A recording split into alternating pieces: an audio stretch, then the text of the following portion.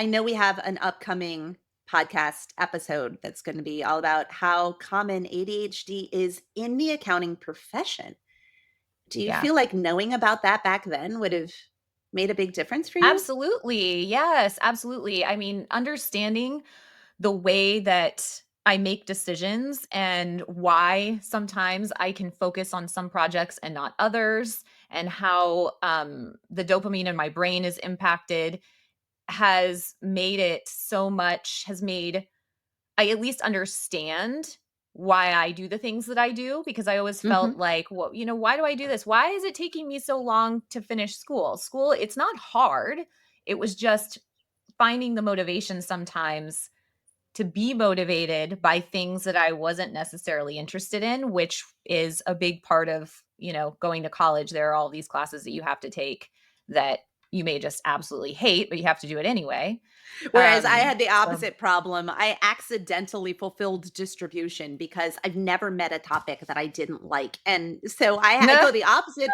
It's true. I end up getting so interested in other things. And so I say yes to this and I say yes to that. And I want to learn how to do this and I want to learn how to do the other thing. And sometimes I don't focus on it. I mean, it's one of the reasons I've struggled with, in my own firm is this like, oh, but I want to do that thing over Oh, I do the there. same thing.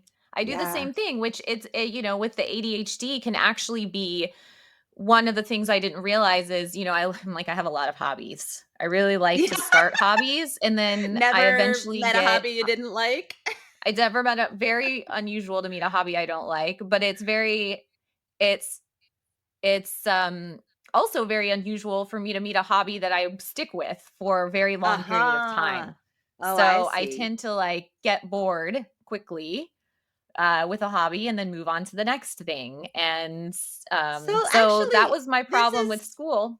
yeah, I was gonna take it back to your school experience. I Yeah. wish I wish it didn't feel embarrassing and shameful for you because I feel like this probably happens to a lot more people Yeah, than which is why I wanted to share it, because yeah. I think it is common, to not have a degree, or to, if you don't, to feel bad about it, or like I have my EA, I don't have my CPA license, for example, and in large part that's just because I don't want to go back to school. I don't I'm not going to do the 150 hours. So but it has no way, it's in no way a reflection of intelligence or skill or knowledge, to be honest. I mean, it is and it isn't, right? So I guess what I'm saying is, because I'm not trying to offend anybody that has a license. Like, obviously, that's a very difficult and meaningful accomplishment, but that's Thank you not very the much.